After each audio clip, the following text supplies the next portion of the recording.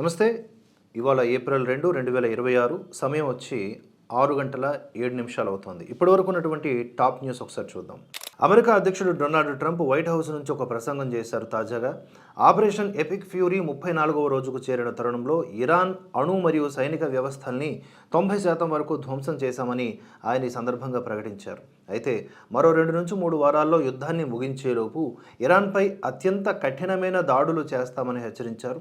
ఈ దాడుల వలన ఇరాన్ కోలుకోలేని విధంగా రాతి యుగానికి వెళ్ళిపోతుందని, ముఖ్యంగా ఆ దేశ పవర్ గ్రిడ్లను, మౌలిక సదుపాయాలను లక్ష్యంగా చేసుకుంటామని ట్రంప్ భీకరంగా ప్రకటించారు. ఇరాన్ తన పంతాన్ని వీడి చర్చలకు రాకపోతే తీవ్ర పరిణామాలు ఉంటాయని మరోసారి స్పష్టం చేశారు. ప్రపంచ చమురు రవాణాకు అత్యంత కీలకమైన హార్మూజ్ జలసంధి రక్షణ బాధ్యత నుండి అమెరికా తప్పుకుంటున్నట్లుగా ట్రంప్ సంచలన ప్రకటన చేశారు. అమెరికా ఇప్పుడు చమురు ఉత్పత్తిలో స్వయం సమృద్ధి సాధించిందని, తమకు ఆ మార్గంతో పెద్దగా పని లేదని ఆయన పేర్కొన్నారు. ఎవరికైతే ఆ చమురు అవసరమో, అంటే చైనా, జపాన్, దక్షిణ కొరియా వంటి దేశాలు, వారే స్వయంగా వెళ్ళి ఆ జలసంధిని స్వాధీనం చేసుకోవాలని పిలుపునిచ్చారు. అమెరికా తన సైనిక శక్తిని ఇతరుల ప్రయోజనాల కోసం వృధా చేయబోదని ఈ సోకాల్డ్ అగ్రరాజ్యం నేత చెబుతున్నారు. ఈ వ్యాఖ్యల వల్ల అంతర్జాతీయ మార్కెట్లో చమురు ధరలు ఒక్కసారిగా బ్యారెల్కు $120 మార్కును దాటేశాయి. అయతుల్లా అలీ ఖమేనీ మరణం తర్వాత ఇరాన్ పగ్గాలు చేపట్టిన ఆయన కుమారుడు ముజ్తబా ఖమేనీ యుద్ధం వల్ల చితికిపోయిన దేశాన్ని పునర్నిర్మించుకోవాలని తన ప్రజలకు పిలుపునిచ్చాడు.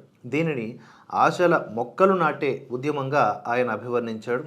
అమెరికా దాడుల వల్ల జరిగినటువంటి పర్యావరణ విధ్వంసాన్ని, మౌలిక సదుపాయాల నష్టాన్ని సరిదిద్దేందుకే ప్రతి పౌరుడు కూడా మొక్కలు నాటాలని, పచ్చదనాన్ని తిరిగి తీసుకురావాలని సూచించాడు. యుద్ధం జరుగుతున్నా ప్రజలు అధైర్యపడకుండా దేశాభివృద్ధిలో పాలు పంచుకోవాలని హితవు పలికారు. అయితే ఇది ముజ్తబా లేఖ రాస్తూ బయటకు విడుదల చేసినటువంటి విషయం ఆయన డైరెక్ట్గా ఇంకా కనిపించట్లేదు.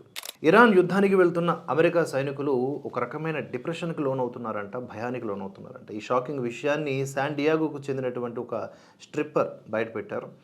మద్యం మత్తులో సైనికులు తమ మోహరింపు రహస్యాల్ని క్లబ్బుల్లో లీక్ చేసేసుకుంటున్నారంట. ఈ సందర్భంగా ఆమె ఆవేదన వ్యక్తం చేస్తూ, రేపు ఉంటామో లేదో అన్న భయంతో వారు తమ దగ్గరున్న డబ్బునంతా ఒకే రాత్రిలో ఖర్చు చేస్తున్నారు అని పేర్కొన్నారు. యుద్ధానికి వెళుతున్నటువంటి యువ సైనికుల ముఖాల్లో మృత్యు భయం స్పష్టంగా కనిపిస్తోందని ఆమె ఒక వీడియోలో కన్నీళ్లు పెట్టుకోవడంతో అది వైరల్ అయింది. ఈ ఘటనపై పెంటగాన్ అప్రమత్తమై సైనిక క్రమశిక్షణ పైన విచారణకు ఆదేశించిందట. ఇరాన్ యుద్ధం విషయంలో అమెరికా మరియు దాని మిత్ర దేశాల మధ్య భేదాభిప్రాయాలు ఒక్కసారిగా బయటపడుతూ ఉన్నాయి. బలవంతంగా హార్మూజ్ జలసంధిని తెరవాలనే ట్రంప్ ఆలోచనను ఫ్రెంచ్ అధ్యక్షుడు మాక్రాన్ అవాస్తవికం అని కొట్టిపారేశారు. నాటో దేశాలు తమకు తగినంత సహకారం అందించడం లేదని అమెరికా విదేశాంగ శాఖ మండిపడుతోంది. యుద్ధం వల్ల యూరోప్లో ఇంధన సంక్షోభం తలెత్తుతోందని, ఆర్థిక వ్యవస్థలు చితికిపోతాయని జర్మనీ వంటి దేశాలు కూడా ఆందోళన చెందుతున్నాయి. ఈ విభేదాలు పాశ్చాత్య దేశాల సైనిక కూటమి భవిష్యత్తును ప్రశ్నార్థకం చేస్తున్నాయని విశ్లేషణలు వెలువడుతున్నాయి. ఫిబ్రవరి 28న జరిగిన మొదటి దాడి తర్వాత ఇరాన్ ఇజ్రాయెల్ యుద్ధ ముఖ చిత్రం పూర్తిగా మారిపోయింది. ఇరాన్ తన పాత యుద్ధ వ్యూహాలను పక్కన పెట్టి ఇప్పుడు గ్రే జోన్ వార్ఫేర్ని ఎంచుకుంది. నేరుగా యుద్ధం చేయకుండా డ్రోన్స్, చిన్నపాటి క్షిపణుల్ని ఇజ్రాయెల్ నగరాన్ని ప్రభావితం చేసే విధంగా నిరంతరం టార్గెట్ చేస్తూ యుద్ధాన్ని సుదీర్ఘతరం చేస్తోంది. అధ్యక్షుడు ట్రంప్ ప్రసంగించిన కొద్దిసేపటికే ఇరాన్ కూడా ఒక ప్రతీకార దాడులకు తెగబడటం ఒక గమనించాల్సిన విషయం. టెల్ అవీవ్ మరియు మధ్య ఇజ్రాయెల్ ప్రాంతాలను లక్ష్యం చేసుకుని ఇరాన్ 10 క్షిపణుల్ని ప్రయోగించింది. వీటిలో మెజారిటీ క్షిపణుల్ని ఇజ్రాయెల్ ఎయిర్ డిఫెన్స్ వ్యవస్థలు గాల్లోనే అడ్డుకున్నాయి. అయితే క్షిపణి ముక్కలు పడటం వల్ల 4 ఇజ్రాయేలీలు గాయపడినట్టుగా నివేదికలు అందుతూ ఉన్నాయి. ఈ దాడులు యుద్ధం ఇంకా ముగింపు దశకు చేరలేదు అనడానికి, ఇరాన్ ఇంకా ప్రతిఘటిస్తోంది అనడానికి నిదర్శనంగా నిలుస్తున్నాయి. హార్మూజ్ జలసంధిలో దిగ్బంధనం కొనసాగుతున్నప్పటికీ భారతదేశం వంటి మిత్ర దేశాలకు ఇరాన్ ఒక ప్రత్యేక మినహాయింపునివ్వడం గమనార్హం.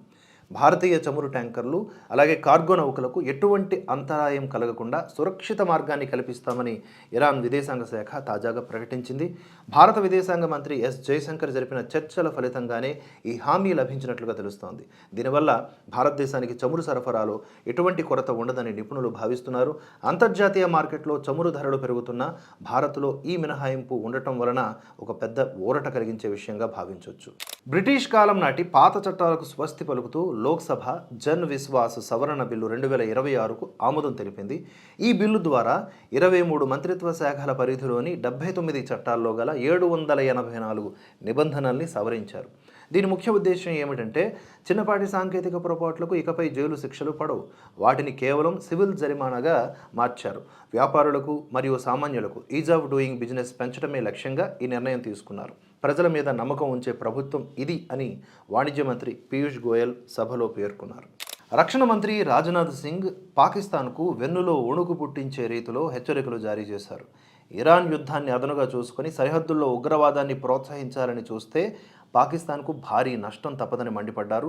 గతంలో కేవలం 22 నిమిషాల్లోనే పాకిస్తాన్ను మోకాళ్లపై నిలబెట్టిన ఆపరేషన్ సింధూర్ ఇంకా ముగియలేదని ఆయన ఈ సందర్భంగా గుర్తు చేశారు. భారత్ ఇప్పుడు శత్రువుల ఇళ్లల్లోకి వెళ్లి మరీ కొట్టే స్థాయికి చేరిందని, ఏ దుస్సాహసం చేసినా ఫలితం తీవ్రంగా ఉంటుందని స్పష్టం చేశారు. దేశ భద్రత విషయంలో ఎటువంటి రాజీ పడే ప్రసక్తే లేదని ఆయన కేరళలో జరిగినటువంటి ఒక సభలో వెల్లడించారు. భారతదేశ చరిత్రలో తొలిసారిగా పూర్తి స్థాయిలో డిజిటల్ పద్ధతిలో జనాభా లెక్కింపు ప్రక్రియ ప్రారంభమైంది. దాదాపుగా 95 ఏళ్ల తరువాత ఈ జనగణనలో కులగణనను కూడా చేర్చడం ఇప్పుడు దేశవ్యాప్తంగా చర్చనీయాంశమైంది. అల్ జజీరా వంటి విదేశీ పత్రికలు వీటిని వివాదాస్పద అంశంగా పేర్కొంటూ కథనాల్ని వరుసబెట్టి రాసేస్తూ ఉన్నాయన్నమాట. కులాల పేరుతో రాజకీయాలు చేయొచ్చు, కులం దాచుకొని మత మార్పిళ్లు చేయొచ్చు, కానీ నీ కులం ఏమిటి అని జనాభా లెక్కలకు సంబంధించి మాత్రం అడగకూడదు. ఇక కులాల వారీగా డేటా సేకరించడం వల్ల సామాజికంగా విభజనలు పెరుగుతాయని కొందరు ఆందోళన వ్యక్తం చేస్తున్నారు. ఆ కొందరెవరో మీకు తెలుసు. మరోవైపు దక్షిణాది రాష్ట్రాలు జనాభా నియంత్రణ పాటించినందున భవిష్యత్తులో పార్లమెంటు సీట్ల పునర్విభజన జరిగితే రాజకీయంగా నష్టపోతాయి అనే భయం కూడా వ్యక్తమవుతోంది. ఇది కొంచెం వ్యాలిడ్ పాయింట్. ఆంధ్రప్రదేశ్ రాజధానిగా అమరావతిని అధికారికంగా ఖరారు చేస్తూ కేంద్ర ప్రభుత్వం ప్రతిపాదించిన బిల్లుకు రాజ్యసభ కూడా పచ్చజెండా ఊపింది. ఈ బిల్లు ఆమోదంతో అమరావతి నిర్మాణానికి చట్టపరమైన రక్షణతో పాటుగా కేంద్రం నుండి భారీగా నిధులు అందే మార్గం సుగమమైంది. 3 రాజధానుల వివాదానికి ఈ బిల్లుతో దాదాపుగా తెరపడినట్లేనని విశ్లేషకులు భావిస్తూ ఉన్నారు. రాజధాని ప్రాంత రైతులు, ప్రజలు ఈ నిర్ణయంపై హర్షం వ్యక్తం చేస్తున్నారు. ఇది ఆంధ్రప్రదేశ్ అభివృద్ధిలో ఒక చరిత్రాత్మక మైలురాయిగా నిలిచిపోనుందని చెబుతున్నారు. అయితే వైసీపీ వర్గం వారు ఎలా చెప్తున్నారంటే రాబోయే రోజుల్లో మరలా జగన్ అధికారంలోకి వస్తారు కనుక ఎవరొచ్చినా కూడా అమరావతియే రాజధాని అన్నట్లుగా చంద్రబాబు రెడీ చేస్తున్నారు అని మాట్లాడుతున్నారు. అంటే నెక్స్ట్ జగన్ వస్తున్నారు కనుకనే ముందుగానే అప్రమత్తమై ఇదంతా చేస్తున్నారు అనేలాగా ట్రోల్ చేస్తున్నారు.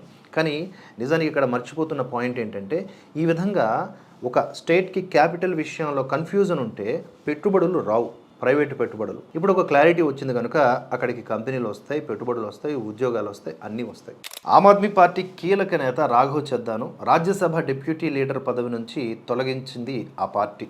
ఆయన స్థానంలో అశోక్ మిట్టల్ని నియమిస్తూ పార్టీ అధిష్టానం రాజ్యసభ సెక్రటేరియట్కు లేఖ రాసిందట. కేవలం పదవి నుండి తొలగించడమే కాకుండా సభలో ఆయనకు మాట్లాడే అవకాశం కూడా ఇవ్వకూడదని పార్టీ కోరడం చర్చనీయాంశం. ఉన్నవారిలో ఈయన ఒకరే కొంచెం అర్థవంతంగా ప్రశ్నలు లేవనెత్తడం చేస్తారు. ప్రజాకోణంలో ఆయన్ని పక్కన పెట్టేసింది. పార్టీ అగ్రనాయకత్వంలో విభేదాల వల్లే రాఘవ్ చద్దాను ఇలా పక్కన పెట్టేశారని రాజకీయ వర్గాల్లో చర్చ జరుగుతోంది. ఇది ఆప్ అంతర్గత కుమ్ములాటను స్పష్టంగా చూపిస్తోంది. అస్సాం అసెంబ్లీ ఎన్నికల వేళ ముఖ్యమంత్రి హిమంత బిశ్వ శర్మ గెలుపుపై భారీ అంచనాల్ని ప్రకటించారు. రాష్ట్రంలోని మొత్తం 126 స్థానాలకు గాను బీజేపీ కూటమి 90 నుండి 100 స్థానాలను కైవసం చేసుకుంటుందని ధీమా వ్యక్తం చేశారు. గత 5 ఏళ్లలో జరిగిన అభివృద్ధి పనులు, సంక్షేమ పథకాలు తమను మళ్లీ అధికారంలోకి తీసుకొస్తాయని చెప్తున్నారు. ప్రతిపక్ష కాంగ్రెస్ పార్టీ ఈసారి 20 సీట్లు కూడా దాటదని ఎద్దేవా చేశారు. అస్సాం ప్రజలు మళ్లీ డబుల్ ఇంజిన్ సర్కార్నే కోరుకుంటోందని వెల్లడించారు. పశ్చిమ బెంగాల్ మరియు అస్సాం అసెంబ్లీ ఎన్నికల్లో అసదుద్దీన్ ఓవైసీ నేతృత్వంలోని ఏఐఎంఐఎం ప్రభావంపై ఆసక్తికర విశ్లేషణలు వెల్లడవుతున్నాయి. ముస్లిం ఓట్లు అధికంగా ఉన్న ప్రాంతాల్లో ఓవైసీ అభ్యర్థులు ఓట్లను చేల్చడం వల్ల తృణమూల్ కాంగ్రెస్కో లేదా కాంగ్రెస్కో నష్టం చేకూరుతుందని భావిస్తున్నారు. ఇది పరోక్షంగా బీజేపీకి లాభం చేకూరుస్తుంది అనేది విమర్శకుల ఆరోపణ. ఓవైసీ మాత్రం తాము కేవలం మైనారిటీ హక్కుల కోసమే పోరాడుతున్నామని, ఎవరికి బీ టీం కాదని స్పష్టం చేస్తున్నప్పటికీ ఆయన కింగ్ మేకర్ అయ్యేటటువంటి అవకాశం ఉంది, ఓట్లను చీల్చేటటువంటి అవకాశం ఉంది అని చాలామంది చెప్తున్నారు. రాజకీయ వ్యూహకర్త ప్రశాంత్ కిషోర్ స్థాపించినటువంటి ఐపాక్ సంస్థ ఏదైతే ఉందో దాని మీద ఈడీ దాడులు నిర్వహించింది. అక్రమ నగదు లావాదేవీలతో పాటుగా విదేశీ నిధుల విషయంలో నిబంధనలు ఉల్లంఘించారనే ఆరోపణలతో ఈ దాడులు జరిగాయంట. బెంగాల్ ఎన్నికల ప్రచార సమయంలో ఈ సంస్థ భారీగా నగదును వాడిందనే అనుమానంతో ఈడీ అధికారులు సోదాలు చేశారు. ఈ దాడులు రాజకీయ కుట్రలో భాగమని చెప్పి ఐపాక్ వర్గాలు కొట్టిపారేశాయి. దర్యాప్తునకు తాము పూర్తిగా సహకరిస్తామని కూడా స్పష్టం చేశాయి. పశ్చిమ బెంగాల్ ఓటర్ల జాబితా సవరణ ఎస్ఐఆర్ కేసులో సుప్రీంకోర్టు ఓటర్లకు అనుకూలంగా కీలక తీర్పునిచ్చింది. సాంకేతిక కారణాల వల్ల లేదా సమయానికి అభ్యంతరాలు తెలపనందున పేర్లు తొలగించబడితే వారు నామినేషన్ల గడువు వరకు తమ అర్హతను నిరూపించుకునే అవకాశం కల్పించాలని ఆదేశించింది.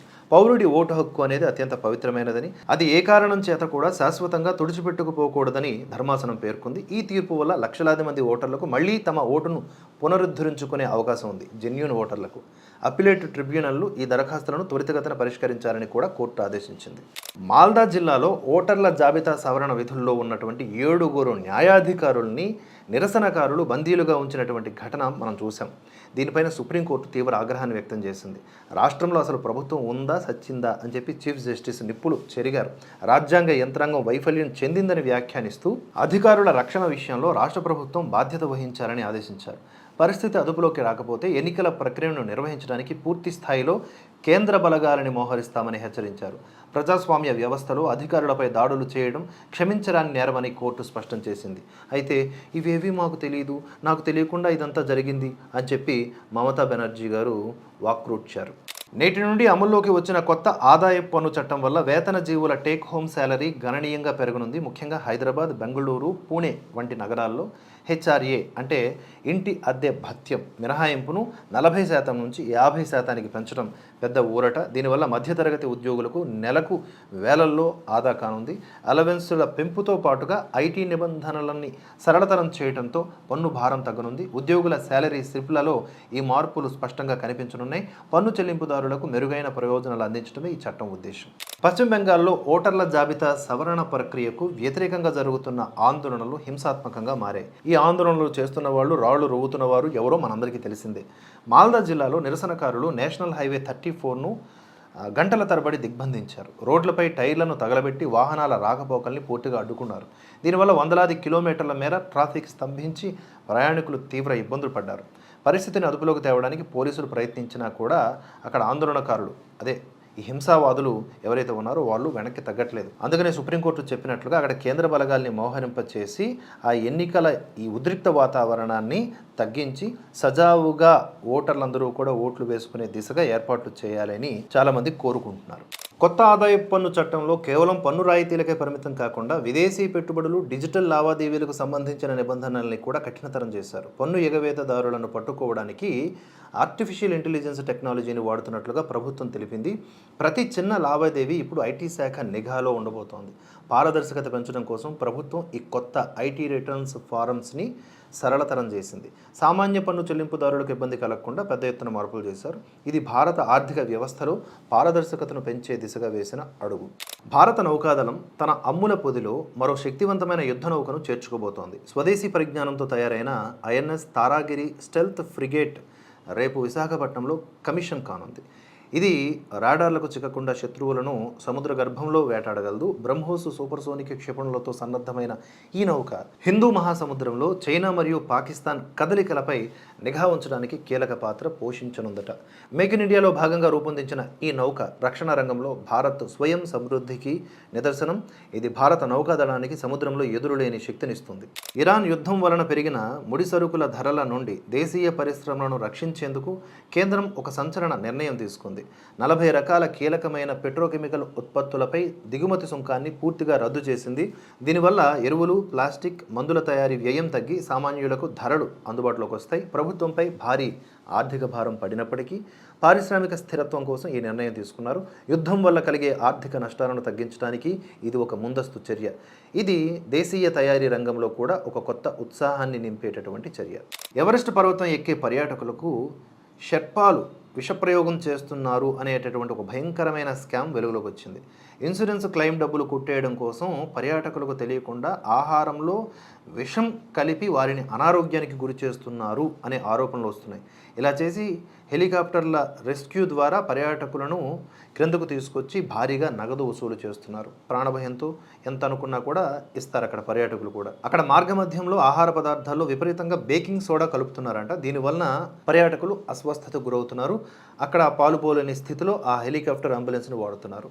ఇదంతా కూడా ఒక స్కామ్. నేపాల్ ప్రభుత్వం దీనిపైన విచారణకు ఆదేశించింది. పర్వతారోహకుల భద్రత ఇప్పుడు ప్రశ్నార్థకంగా మారిందని చెప్పింది. అంతర్జాతీయంగా ఈ స్కామ్ పర్యాటక రంగంపై పెద్ద ప్రభావం చూపుతోంది. మధ్యప్రాచ్యంలో సాగుతున్న యుద్ధం వల్ల అంతర్జాతీయ చమురు సరఫరా దెబ్బతినడంపై ఆస్ట్రేలియా ప్రధాని తీవ్ర అసహనం వ్యక్తం చేశారు. యుద్ధం వల్ల ప్రపంచ ఆర్థిక వ్యవస్థ అతలాకుతలమవుతోందని, తక్షణమే శాంతి చర్చలు జరగాలని ఆయన కోరారు. ఆస్ట్రేలియా వంటి దేశాలు ఇంధనం కోసం ఇతర దేశాలపై ఆధారపడడం వల్ల భారీగా నష్టపోతున్నాయని పేర్కొన్నారు. యుద్ధం ఆపడానికి ఐరాస జోక్యం చేసుకోవాలని డిమాండ్ చేశారు. ట్రంప్ అనుసరిస్తున్న యుద్ధ వ్యూహాలను ఆయన పరోక్షంగా తప్పుపట్టారు. ఇది పాశ్చాత్య దేశాల మధ్య దౌత్యపరమైన ఉద్రిక్తతను పెంచుతోంది. అంతర్జాతీయంగా చమురు సంక్షోభం నెలకొన్నప్పటికీ భారతదేశం వద్ద సరిపడా వ్యూహాత్మక నిల్వలు ఉన్నాయి అని చెప్పి రక్షణ మంత్రి రాజ్నాథ్ సింగ్ కూడా భరోసా ఇచ్చారు. కనీసం 3 నెలల పాటు దేశ అవసరాలకు సరిపడా చమురు అందుబాటులో ఉందని తెలిపారు. హార్మూజ్ జలసంధిలో భారతీయ నౌకలకు మన నౌకాదళం గట్టి రక్షణ కల్పిస్తోందని కూడా వెల్లడించారు. దేశ ప్రజలు పెట్రోల్ కొరత గురించి ఆందోళన చెందాల్సిన పని లేదు అని స్పష్టం చేశారు. ప్రకాష్ రాజ్ తన తల్లి అంత్యక్రియలు క్రైస్తవ సంప్రదాయం ప్రకారం నిర్వహించారు కదా, దానిపైన రకరకాల ట్రోలింగ్స్ వచ్చాయి. ఎందుకంటే తాను ఎప్పుడు నాస్తికుడిగా ప్రమోట్ చేసుకుంటూ ఉంటాడు, కాకపోతే హిందుత్వం మీద విషం చిమ్ముతూ ఉంటాడు అనుకోండి. అయితే ఆయన చెప్పుకున్నాడు అనమాట, వివరణ ఇచ్చుకున్నాడు. వ్యక్తిగతంగా తాను నాస్తికుడు అయినప్పటికీ కూడా తన తల్లికి ఉన్న దైవ నమ్మకాన్ని గౌరవించడం తన కనీస బాధ్యత అని స్పష్టం చేశారు. ఆమె దేవుణ్ణి నమ్మింది కాబట్టి ఆమె కోరిక మేరకే అంత్యక్రియలు జరిగే, ఇందులో తప్పే ఉంది అంటే. ఇప్పుడు ఆవిడ దేవుణ్ణి నమ్మింది తప్పులేదు, ఆవిడ కోరిక మేరకు అంత్యక్రియలు జరగాలి, అందులో తప్పు లేదు. మరి హిందువులు ఎవరిని నమ్ముతున్నారు? హిందువులు కూడా దైవాన్ని వివిధ నామాలతో వివిధ రూపాల్లో నమ్ముతున్నారు కదా. మరి అక్కడ వారిని ఎందుకు అవమానిస్తూ ఉంటాడు ఈయన? రాముడిని, కృష్ణుడిని క్రిటిసైజ్ చేస్తూ ఉంటాడు. ఇది మనం సూటిగా ఆయన ప్రశ్నించాల్సిన పాయింట్. మతం కంటే మానవత్వము, ఒకరి నమ్మకాల పట్ల ఉండే గౌరవం ముఖ్యం అని చెప్పేసి ప్రకాష్ రాజ్ తాజాగా మాట్లాడారు. మరి హిందువుల నమ్మకాలతో ఫుట్బాల్ ఆడుకుంటున్నప్పుడు ఈ నీతులప్పుడు ఏమైపోయినాయి? ప్రసిద్ధ చిత్రకారుడు మన రాజా రవివర్మ గీసిన ఒక తైలవర్ణ చిత్రం అంతర్జాతీయంగా వేలంలో ఏకంగా 167 కోట్ల రూపాయలకు అమ్ముడుపోయింది. ఒక భారతీయ కళాకారుడి చిత్రానికి ఈ స్థాయిలో ధర లభించడం ఇదే తొలిసారి.